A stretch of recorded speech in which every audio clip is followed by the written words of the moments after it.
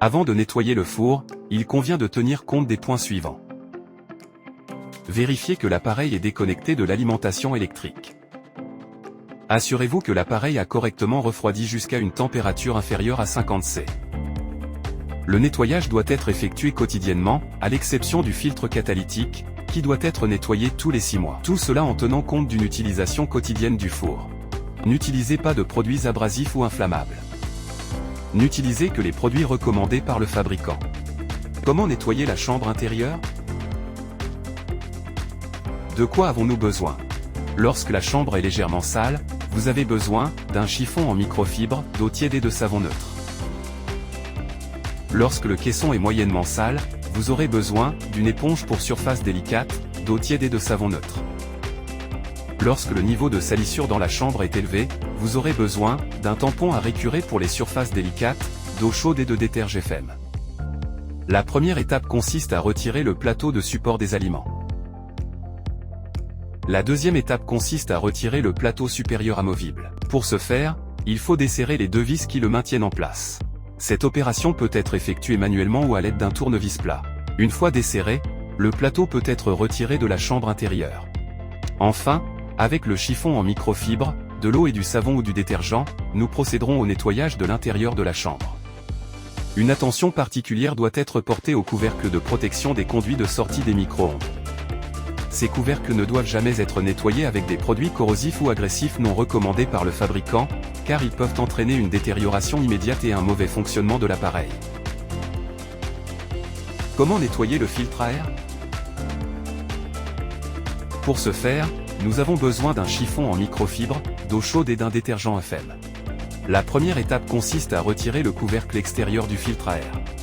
La deuxième étape consiste à retirer le filtre à air. Enfin, nettoyez le filtre avec de l'eau et du savon ou du détergent.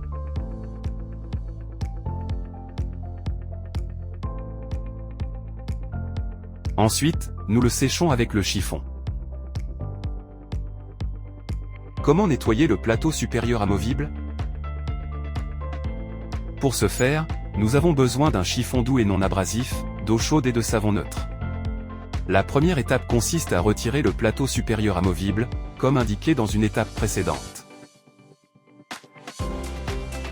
Pour le nettoyer, il est conseillé de le faire tremper pendant au moins 30 minutes dans une solution d'eau tiède et de savon neutre, afin de ramollir les restes d'aliments et de faciliter le nettoyage. Lorsqu'il est propre, séchez-le avec un chiffon. Comment nettoyer le bac à aliments? Pour ce faire, nous avons besoin d'un tampon à récurer pour les surfaces délicates, d'eau chaude et de savon neutre. La première étape consiste à retirer le bac à aliments. Ensuite, nous nettoyons le plateau avec de l'eau, du savon et un tampon à récurer, comme pour n'importe quel autre plateau de four. Comment nettoyer le filtre du convertisseur catalytique? Pour ce faire, nous avons besoin d'un chiffon doux et non abrasif, d'eau chaude et d'un détergent FM. Il faut d'abord enlever le plateau supérieur pour pouvoir extraire ensuite le couvercle de support du filtre du convertisseur catalytique. Nous allons maintenant procéder à l'enlèvement du couvercle de support du convertisseur catalytique. Pour ce faire, desserrez les vis qui le maintiennent en place. Une fois desserré, tirez le couvercle vers l'extérieur pour retirer le filtre et effectuer la procédure de nettoyage.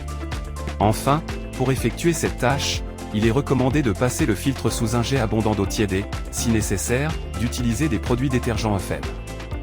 Pour sécher le filtre, utilisez un chiffon doux et non abrasif.